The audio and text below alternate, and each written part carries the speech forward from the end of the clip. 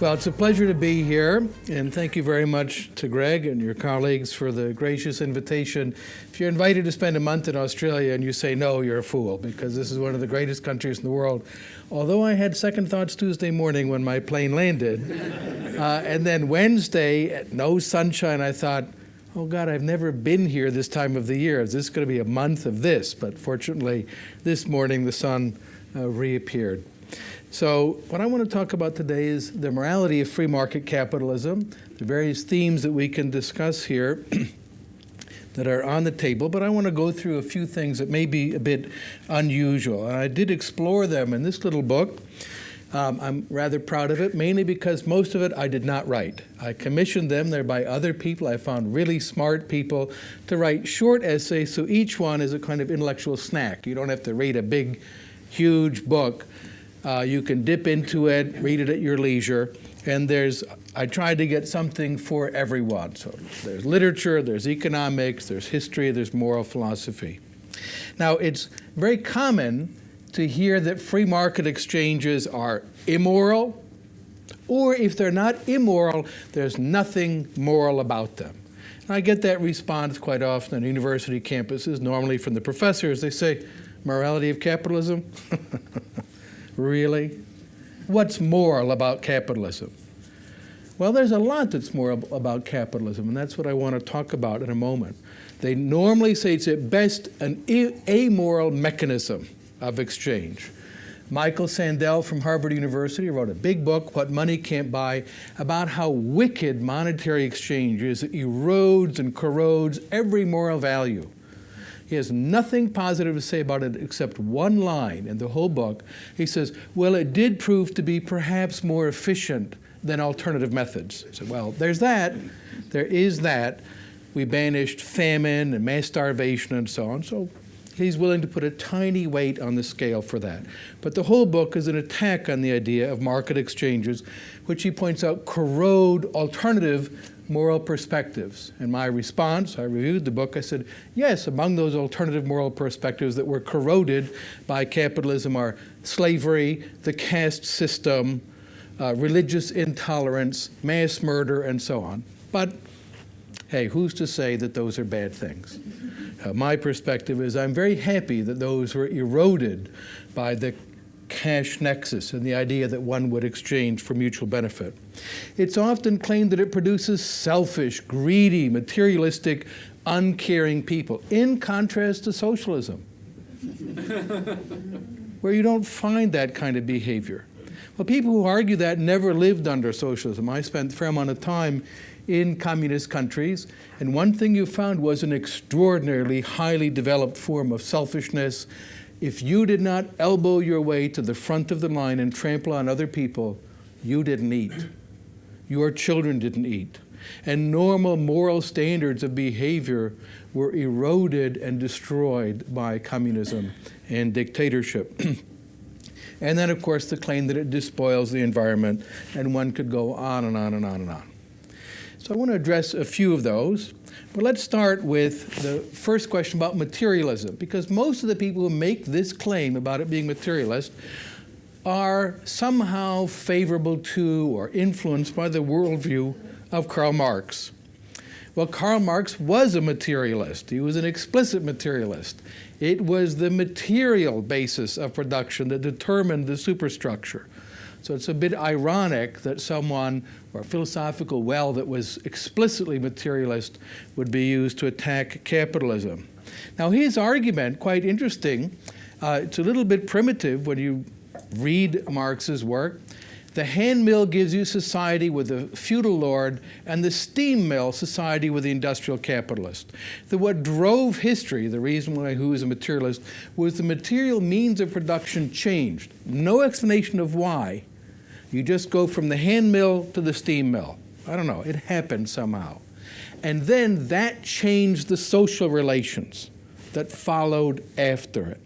So that is fundamentally the Marxist approach to history.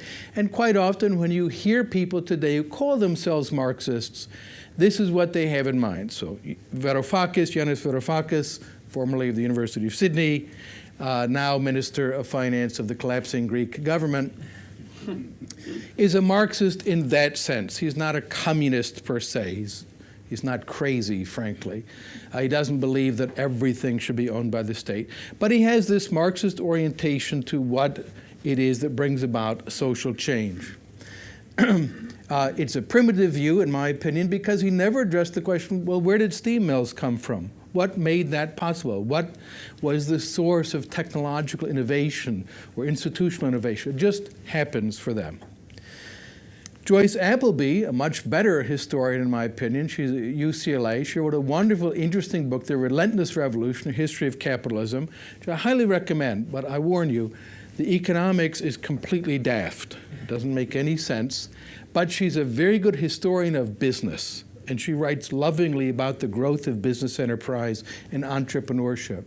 And she argues that capitalism is a cultural system and not simply an economic one, and it cannot be explained by material factors alone. I think this is a very important point and an important insight. At its base, free market capitalism is a cultural, social, moral, and even spiritual system. Now, what was it that capitalism brought about? What characterized it? And I should make a quick footnote, if you will. I'm not very warm to the term capitalism. There's a reason for that. It was invented as an insult. The people who used the term capitalism meant it in an explicitly negative way. Marx being a notable example of the capitalist system, and then his follower in Germany, Werner Sombart, who wrote his book, Der moderne Kapitalismus, The Modern Capitalism, which is the first book that used the term capitalism systematically and introduced that term and notion. It was explicitly negative in connotation. Now, as often happens in these cases, the people who are being criticized adopted it, and they said, yes, that's what we're for. This is quite common in political nomenclature. The word Tory, for example, is originally an insult. It means a bandit. But those called Tories adopted it. Also, liberal was once an insult. In the Spanish constitutional struggles of the early 19th century, los liberales meant the freedom guys. Their opponents, they called los serviles, the servile ones. Unfortunately, this term did not stick. But quite often, political terms originate as insults, and capitalism is most certainly one. But when you think about how Marx described capitalism, Marx and Engels, in the Communist Manifesto, this famous passage is worth rereading. They talk about the bourgeoisie, and I'll talk a moment about what that term means and where it comes from. But he identified the bourgeoisie as the ruling class of this system called capitalism. The bourgeoisie, during its rule of scarce 100 years, has created more massive and more colossal productive forces than have all preceding generations together.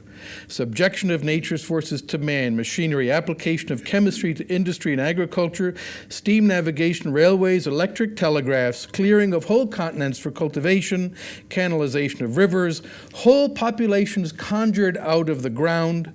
It's an interesting phrase for falling death rates. People were not dying as infants, and they were living longer. That's what that means. But he presented as something that just popped up someplace. Means people were living longer. What earlier century had even a presentiment that such productive forces slumbered in the lap of social labor. So this sounds pretty positive overall. It does sound like a good description of modernity, this change, electric telegraphs and railroads, the ability to move about and not dying when you're 3 years old, and being able to live a full life, not being considered old when you were 35. But at one time, that was considered old because not that many people lived beyond that age. People who were 60 or 70 were extraordinarily rare. Capitalism changed the world. If you think about it this way, the majority of the human beings who have lived to the age of 65 are alive now.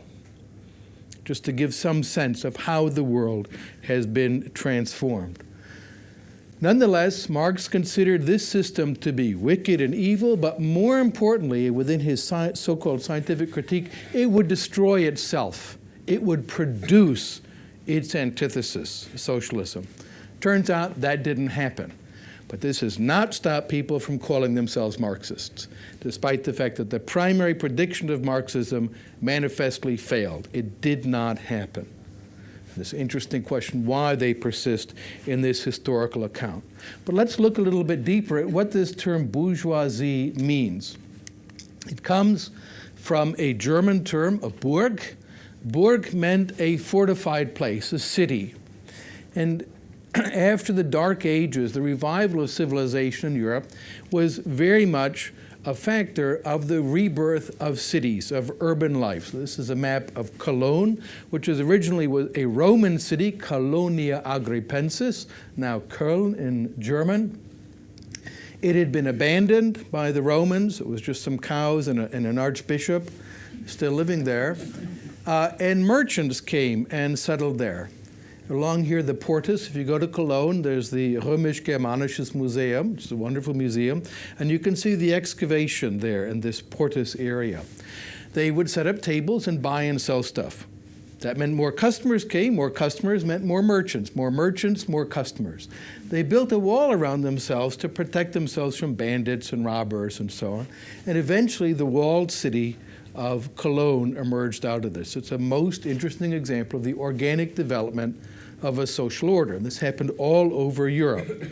Now, what's interesting was that Bürger means the one who lives in a Burg. That's the German term for a citizen, but it really refers to someone in a city. And they had the principle in German, Stadtluft macht frei nach Ablaufe von Jahr und Tag.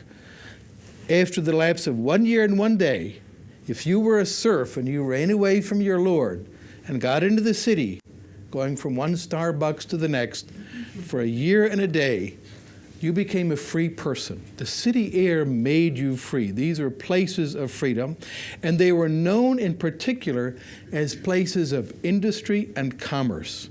People made stuff and they bought and sold stuff. These were not administrative centers of tax collections as they had been in the Roman era. These are places where people went there to make stuff and buy and sell stuff. So they are very much about productivity and creation. It represented, as Sir Henry Sumner Maine put it, the movement from status to contract. Under feudal system and under the systems of the ancient world, your relationships with other people were what you were born into. You were born a slave, you're born a member of a patrician family or a client family. That's who you are. It stamps your life, like the caste system. But the new bourgeois society was a society in which your relationships with others were determined by contract. It doesn't always mean a written contract, but by your voluntary agreement with other people. That was what determined social relations. Now, the term that we have in English, because English is such an interesting hybrid language, Norman French and Anglo-Saxon, put them in a blender for 700 years, and you get English. Latin civitas gives us civil, so the Latin term for a city, not the physical place, which is urbs in Latin, but the relationship of the citizens is civitas. And we get civil. And what's lovely about this in English is it denotes a form of behavior. To be civil to other people is to respect them. It doesn't mean you're best friends or family members, but it means you respect other people. That, by the way, is the behavior of merchants. When you go into a store, the merchant doesn't chase you out or insult you normally. They respect you, they honor you, they invite you in, and they expect you to treat them with respect as well. And then the German Burg, and that persists in English and other languages, Hamburg, Pittsburgh, Hillsborough, bourgeois. This is through the French. The French have a genetic deformity that they cannot pronounce German words. And so bürgerlich becomes bourgeois. And in the House of Burgesses, the first representative assembly in the American colonies. So bourgeois society, or civil society, when Marx talks about bourgeois society, the German is bürgerliche Gesellschaft, which is then translated as bourgeois society. It could actually better be translated as civil society. This is actually more captures the English. It was the norm that displaced feudal society. And these social relations that emerged in cities in which people engaged in commerce and exchange became the standard for the whole social order and displaced feudalism and relationships of vassalage or subjection to other people. So, in fact, what was dispositive, what mattered, was the social relations. And the social relations made the technological innovations possible. In a very important sense, we should turn Marx on his head. It wasn't the fact that somehow steam mills came about or hand looms and those determined the social relations.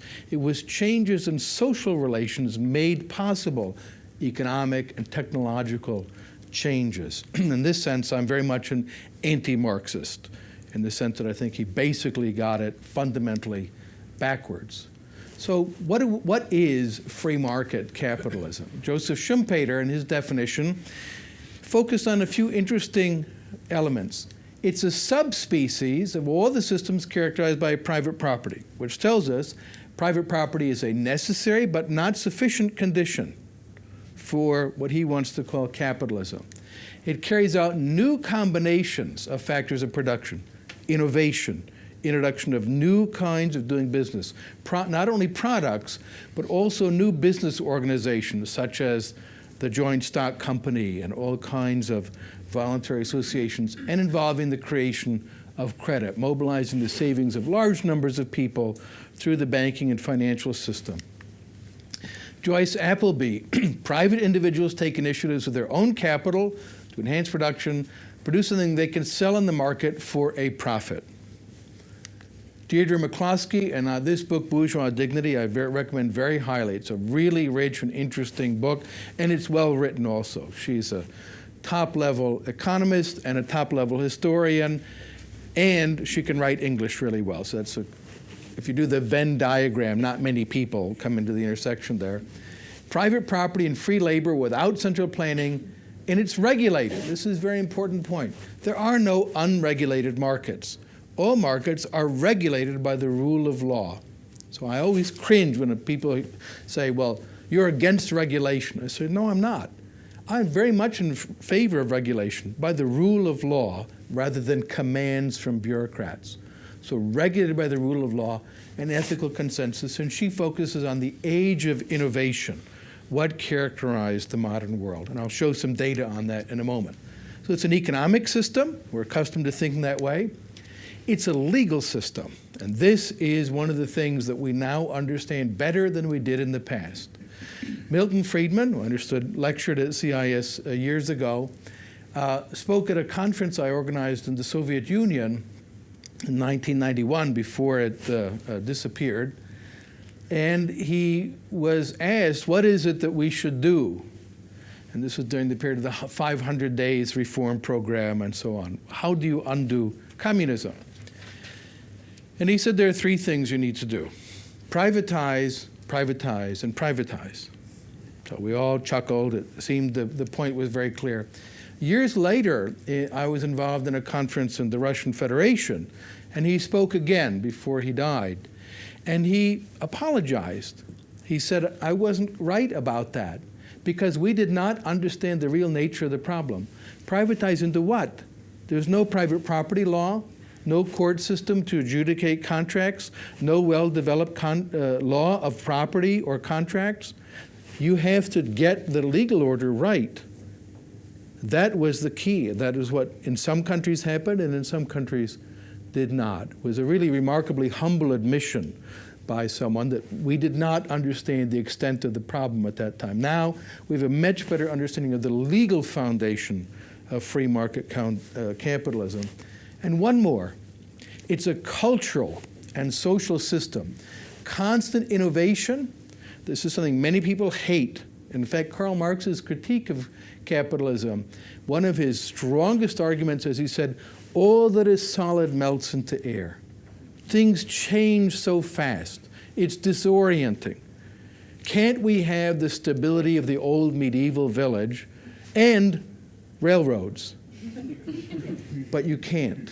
That was the key. He wanted railroads, and he wanted the security of everyone in his place and everyone knowing his place. And that is not possible. So constant change, but it's based on equality of well-defined and legally secure rights. A kind of paradox, but if you think about it, you'll see it's not. When rights are secure and the legal order doesn't change very much, you can get rapid change of the social and economic system. But some people think, well, we should change the legal system all the time. That's a disaster. A stable legal system will produce a highly dynamic social and economic order. Careers open to talent, we take this for granted, but at one time it was the great rallying cry for advocates of the market. You should be able to enter any career and not be limited by your birth, your caste, your religion, ethnicity, or other features. And constant innovation, but decentralized. And here's one of the keys. Most innovations are not successful. They're not useful. It's always frustrating in American political campaigns. People say, where are the new ideas? I think it's a really dumb thing to ask. How about old ideas that work? I happen to be a big fan of arithmetic, for instance, which has been around for a very long time, and is constantly ignored by politicians. You can spend more than you take on indefinitely, and so on. This doesn't work. So I like old ideas that work. But I'm open to new ideas. We have to find out which ones work and which ones don't. In the market, we have a means of doing that. Trial and error and profit and loss. Profit and loss is the way to distinguish the good ideas from the bad ones, because it's information wrapped in an incentive. Profit says, good job, do more of that. Loss says, don't do that anymore, and if you keep doing it, eventually you'll run out of money and you can't do it anymore. So that's a very important way to distinguish which of the innovations are useful and which not. Now, as I mentioned, it has this other element that characterizes a market, a culture oriented towards entrepreneurship. I love this word. There's the famous statement George Bush was alleged to have said, I don't think he did, the French have no word for entrepreneur. The old English term was undertaker, and if you read old 17th century books, but that acquired a different meaning, but the one who undertook something, because that word was taken by people who buried you. They searched around for a new one, and the French had this convenient term, the entrepreneur. Constant innovation, service, adding value. And I'll talk more about why adding value is important, and respect for the rule of law in its equal application.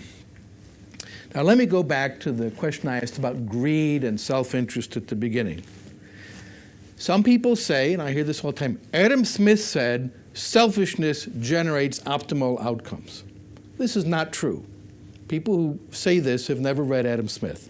He did not say anything even remotely like that. He was very aware of the need for institutional and moral and other restraints on behavior. We know thieves are typically selfish. Not many thieves say, oh, I was stealing for the poor. Right? They steal for themselves. They're being selfish. But they're violating the norms of respect for other people. So selfish behavior can be extremely destructive, and self-interested behavior. The key is the structure of institutions, respect for the rights or property of others. That is the key that frames people pursuing their self-interest. Now, it's also a mistake to confuse the self-interest with selfishness. Selfishness normally means in English lack of concern for others and unwillingness to recognize their claims, whether they're moral or legal. Disregard for others. And that is different from pursuing self-interest or the interest of a self. So let's take a fairly clear example. Someone who is working in a philanthropy to help the poor or people suffering from a disease or some other problem, they go into the marketplace to buy medicine for sick people. Do they walk in and say, I insist on paying the most for this? No. If they want to help the largest number of sick people, they want to pay as little as possible for the drugs to help the most number of people. They want to pursue their interest, but their interest, in this case, is tied up with the interest of others. And the market allows them to fulfill that. There's nothing incompatible with that. You go into the market, you want the best price, so you can help the most people. This is perfectly normal. If you think about George Soros, for instance, I don't agree with all of his political views, but I rather do admire the man in some ways. He earns a staggering amount of money, and he gives away about $500 million a year. Sometimes for things I don't approve of, but he gave $100 million to employ unemployed Soviet nuclear physicists when the Soviet Union collapsed, because he was afraid they would go to work for North Korea and Iran and New Zealand and other rogue states. So he said, we don't want that. And he put up $100 million to have them do research on anything other than nuclear bombs. Well, I'm very grateful that he did that. He's earning a lot of money in order to do things like that. He built a water plane in Sarajevo so people could go and fetch water without being killed by snipers. I understand this is a problem in parts of Brisbane also, but he solved that problem. So this is a person who earns a lot of money so he can help other people. Nothing selfish about that behavior. In a chapter in this book, The Morality of Capitalism by Mao Yushi, that I had translated from Chinese, he is a great man. I could talk at length about him. I won't. I admire him enormously. He is one of the great champions of liberty in the world today. He suffered terribly under communism, was repeatedly jailed and punished during the so-called campaign against rightists in the early 1950s. His private diary was seized, and he was arrested and imprisoned for writing the following words: "If there is no pork in the market, they should allow the price to rise." For which he was seriously punished. He was punished during the Great Leap Forward, sent to forced labor, almost died, punished under the Cultural Revolution, but never gave up. And he's one of the great Chinese libertarians. And he tells a story. He takes seriously those who criticize the market and say we shouldn't be concerned about ourselves, only about other people. He says, well, what kind of society would that be? And he talked about the land of gentlemen, in which that's how people behave. Someone comes into a store and he says, how much is this? The merchant says, well, that's $40. And the customer says, for such a beautiful thing, I could not pay less than $60, because he's only concerned about the merchant's well-being. Mm-hmm. The merchant is only concerned about the customers. The merchant says, you insult me, sir. I will not take more than 30. He says, 30, 100, 10, 140, 6. They cannot reach agreement. It's not possible for them to cooperate in that world. In contrast, the real world that we live in business deals, we both seek our own gain, and through negotiation over terms, we can reach an agreement. I say, how much? The merchant says 40. I say, give you 28. He says, 28, you insult my parents, et cetera, et cetera, et cetera. I will not take less than 37, et cetera. And we finally settle on 32. That's how the market works. And we're both happy when we walk away from the deal, although he may pretend to be angry at me. I love the American car dealers who, when you finally get them down to above their reservation price, they say, all right, go ahead and just take it. I'm losing money. You say, really? He says, yes, we make it up on volume. Say, how does that work? Most people believe that. That's why he's losing money. Yeah, you say, so the more you sell, I don't get it. In fact, he is happy with the sale. I'll tell a very quick story. I was in Guatemala years ago with a libertarian anthropologist, professor of economic anthropology. There are not that many.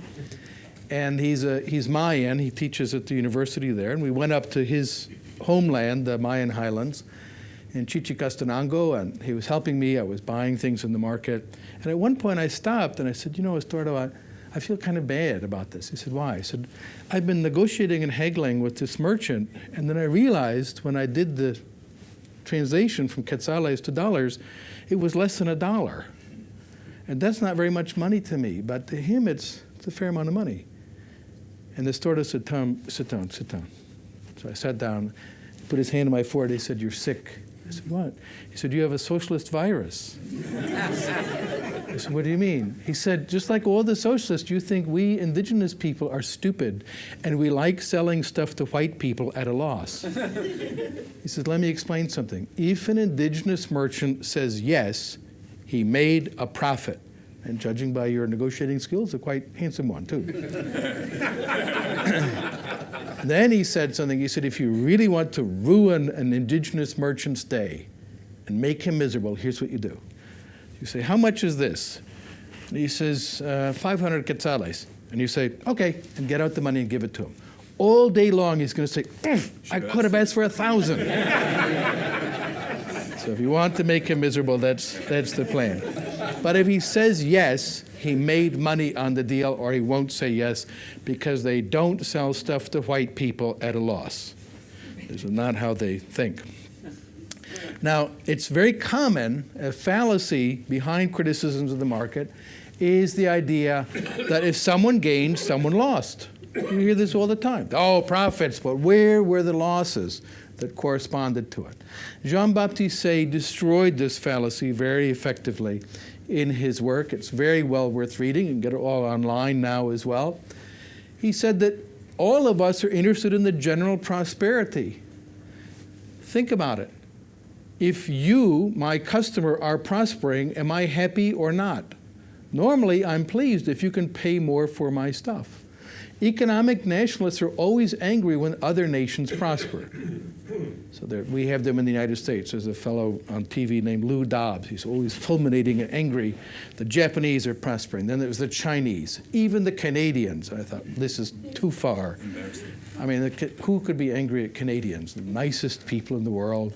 4,000-mile undefended border. They're great neighbors. The U.S. invaded them once, and they got over it. So they're nice neighbors, but Lou Dobbs is angry because they're prospering. It's good for you when your neighbors prosper. They can pay more for your stuff. It's also a sign of bad moral character to wish ill fortune on other people, and I think that's an important point.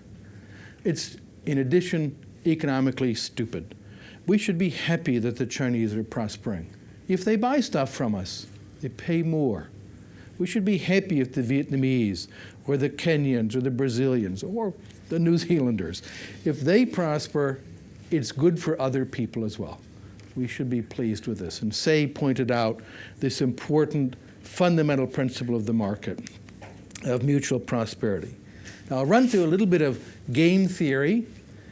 Not that most people here need it, but it's worth contrasting different theories. And what most people think is there's the zero sum.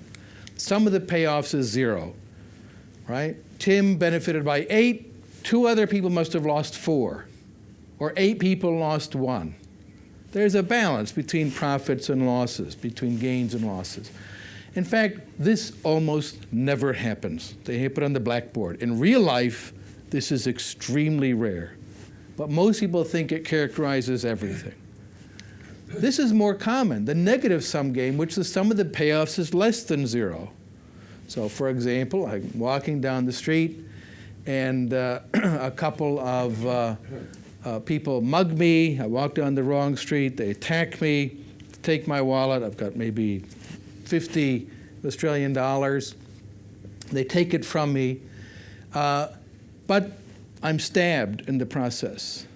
Well, my medical bill is going to be more than $50. So I lost 50, they gained 50, but I also lost $600, lost time, suffering, and so on. That's a negative sum game. The sum of the payoffs is negative. And then, of course, those two poor fortunate creatures, given how rough I am in fighting, they have to go to hospital as well. It's going to cost a lot more than the $50. Those are actually pretty common. These happen all the time. All acts of robbery and theft, they're all negative sum games. I was robbed in Greece not too long ago, and they got like 400 euros. So they got 400 euros. But it cost me a staggering amount of money to cancel all my damn credit cards and do all this nightmare and get another driver's license and everything. It's a negative sum game. Corruption is a negative sum game. But there's another type that no one ever talks about, positive sum games. They're all around us, and no one notices it. The sum of the benefits is greater than 0. That's called the market.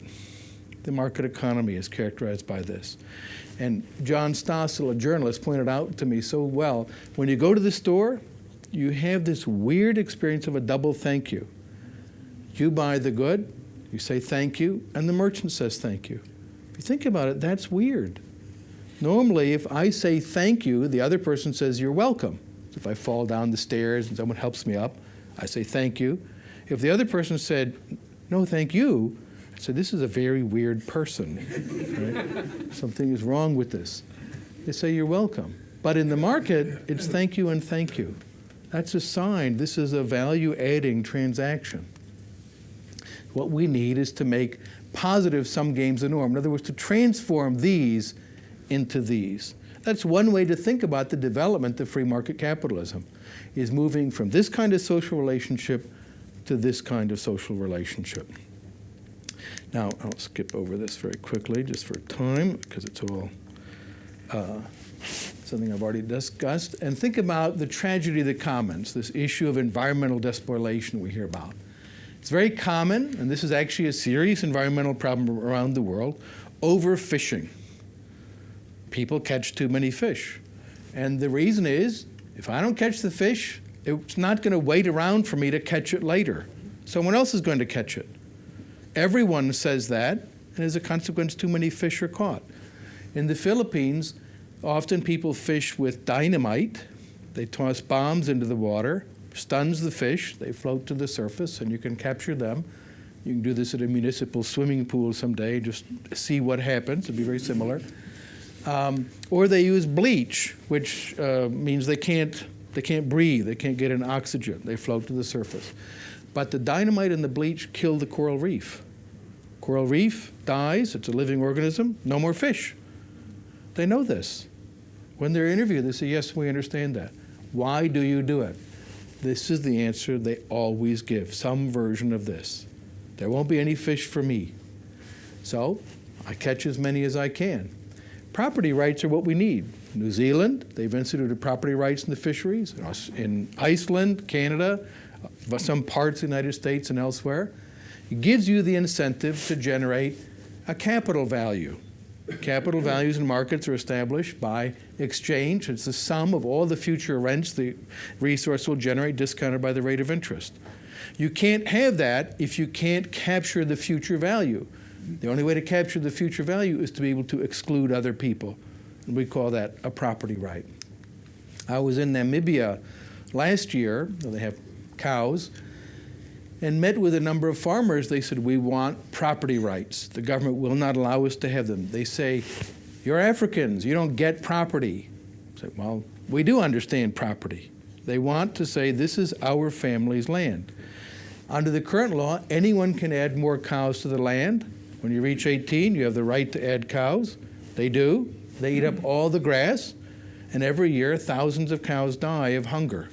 It's unsustainable, and the solution is property rights.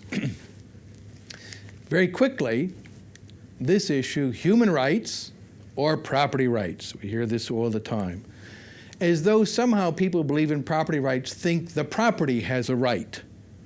No, it's humans who have rights to property. The older term for property was very clear on this. As Locke said, his property, that is his life, liberty, and estate. Property didn't mean just things. It's shrunken meaning. Modern English, we say, this is my property. Locke would never say that. That's a strange thing to say. You'd say, I have a property in this thing. It's my thing, my clicker device. That's what we call estate. But property characterizes lives, liberties, and estates, your right to your life, your right to your liberty, and your right to your stuff. That's what property means. It is about human rights. Modern markets, to return to the theme of innovation, are characterized by what Schumpeter called creative destruction. These are some of the wisest words, I think, written in the last century in economics. The problem that is usually being visualized is how capitalism administers existing structures. The relevant problem is how it creates and destroys them. Amazon.com, all kinds of new institutions no one would have ever imagined not too long ago. And of course, something was destroyed. Bookstores have closed in the United States. Borders Books, I loved Borders Books. They were fabulous. People would go to Borders Books, see wonderful books, and say, I'll order that on Amazon. It's a big problem for them. But now I can get any kind of book I want from these mail-order institutions. No one would have dreamed of that just a few years ago. Or the other example I like to give is the typewriter industry. So when I was a boy, I had a dream of becoming a typewriter repairman. So you'd always have work. It's a glamorous profession, got to wear a snappy uniform. I haven't seen a typewriter repairman in years. I don't know what happened to them. I think they died. They were all victims of cruel capitalism. But we got something better, which is the Apple MacBook Pro. With my old typewriter, I could never watch movies on it. I tried, wouldn't work. If I talked to my typewriter, people would sort of edge away from me. I talk to my computer all the time. People talk back to me. I'm trying to learn Thai. My typewriter was no good at that. My computer's trying to teach me Thai.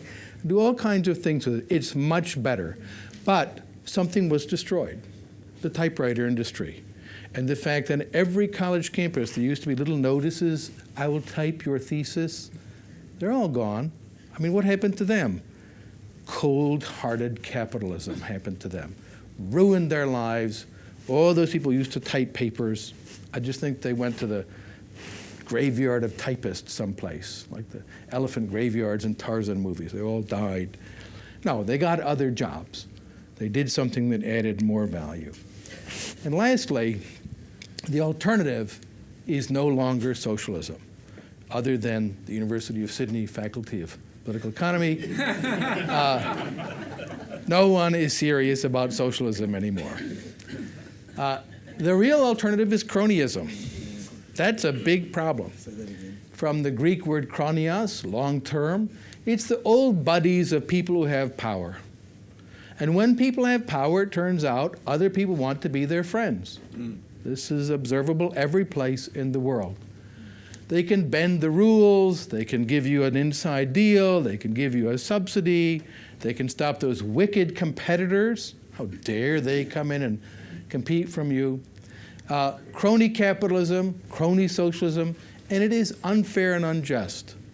Many times when people criticize capitalism, this is what they have in mind, and it's very important to distinguish the rule of law and equality before the law, not bending the rules, from cronyism, which is a serious problem. As I like to put it, cronyism is the disease and free market competition is the cure. A little bit of data. This is what Marx was talking about right here. Angus Madison calculated per capita income around the world from the year 1, there's no year 0 technically, up until roughly the time of his death. And you'll notice something remarkable. It's flat. And it's flat all the way around the room on that side. There was no golden age. Everything was fabulous and wonderful. When you ask people, say, oh, wouldn't you like to live in the time of Rome? Oh, it'd be great, except you'd be a slave. Right? You don't get to be the ruling class. If you just do it on a probability basis, it's going to be terrible for you.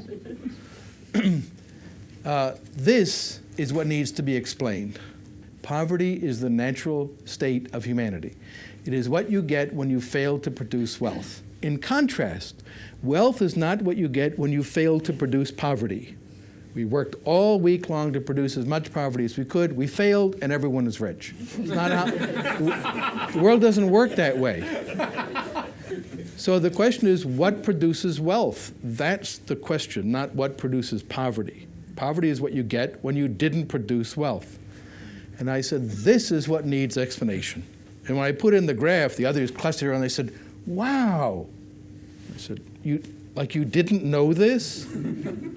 That the modern world is so much wealthier than the past? Even very poor people in rather poor countries have more stuff than the richest people in the richest country not long ago?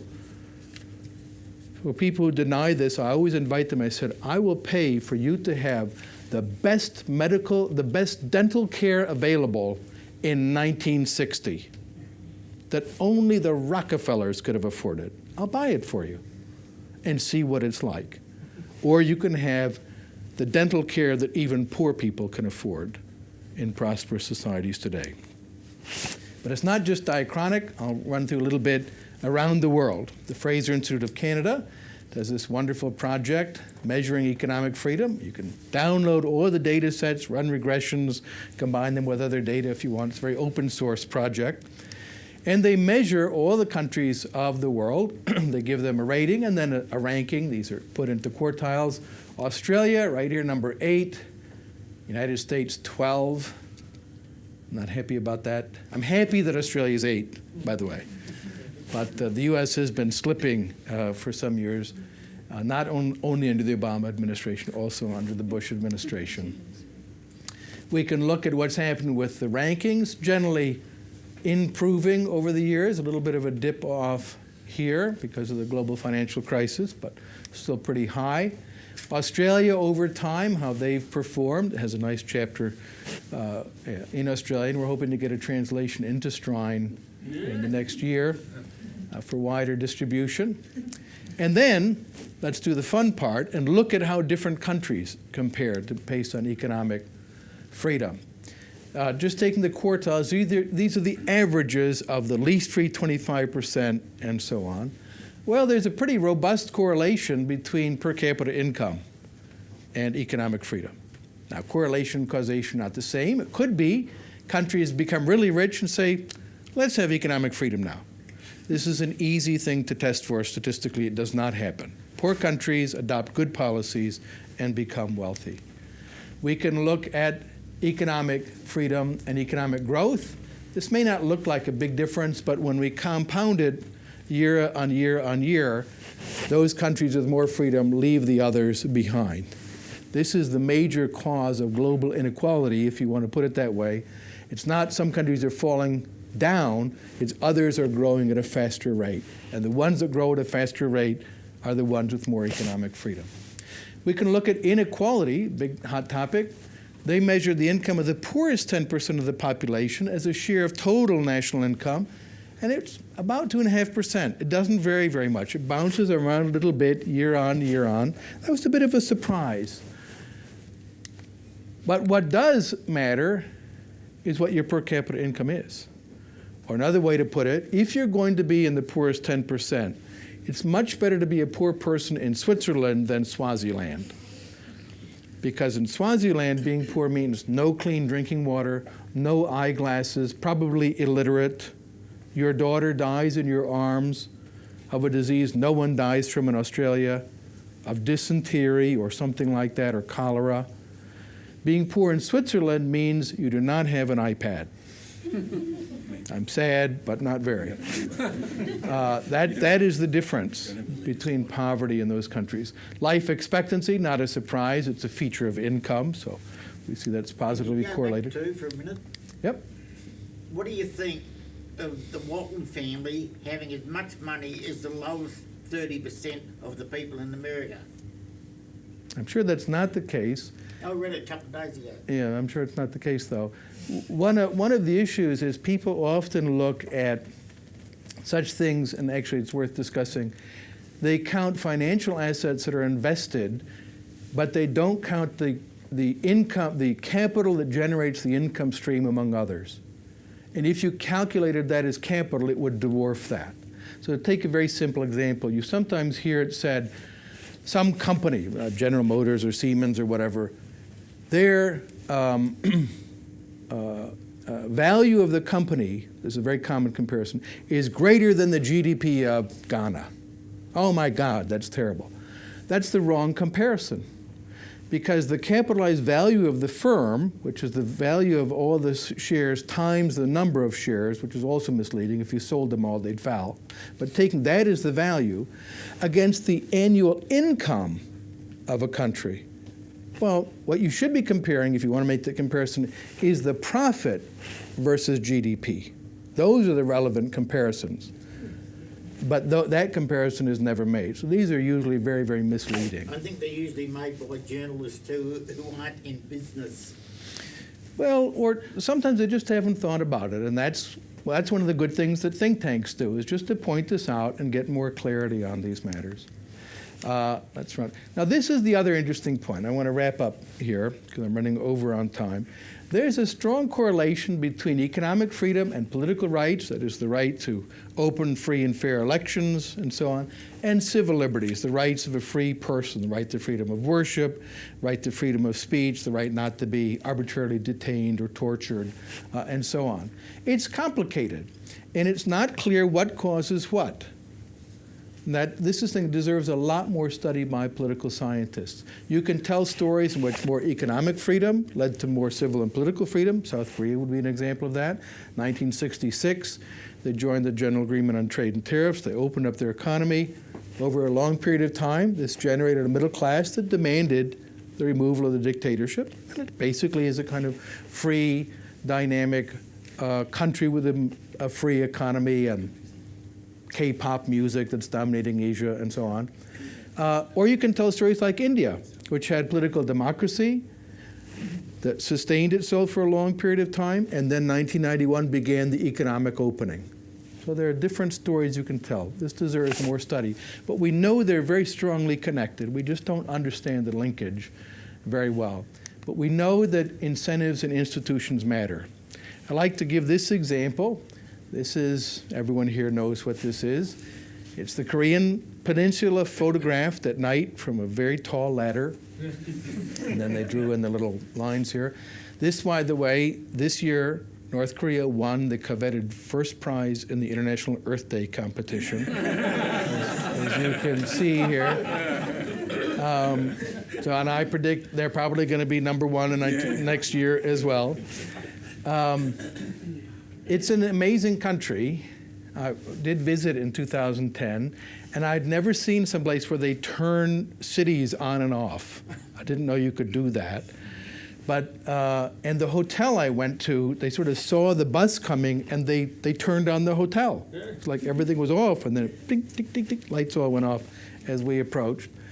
It's a horrible, horrible place. You do notice a little bit of light here. This is Dandong on the Chinese border. This is mainly illegal smuggling activity, by the way. A little glimmer of light. But it's a nice way to test every theory of economic development.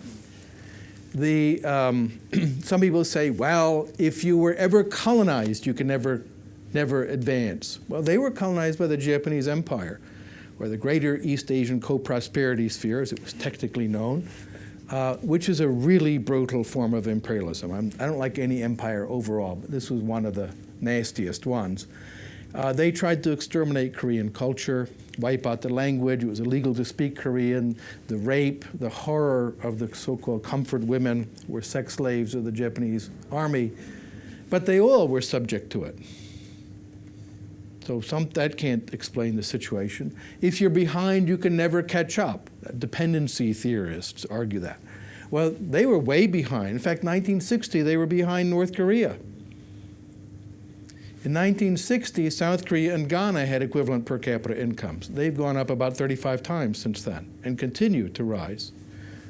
It's culture. Sometimes conservative critics say, culture, which I think is a phrase that means it's something I don't understand. That's usually what culture means. Oh, there's a cultural explanation. I don't have a clue. Well, they have the same culture. They're all Koreans. They speak language. They have a lot of common history, but something changed. It's clearly institutions. East and West Germany was the other classic example. And people used to say, if the Germans cannot make socialism work, it can't work. It's not possible. So the question is, what incentives create light? And we have some better understanding of it. It also creates peace. And I'll just mention this point from a friend, Chris Rufer. He says, when you see other people as customers, it does not occur to you to shoot them. This is a very important insight from business. And trade is a beautiful alternative to coercion and violence.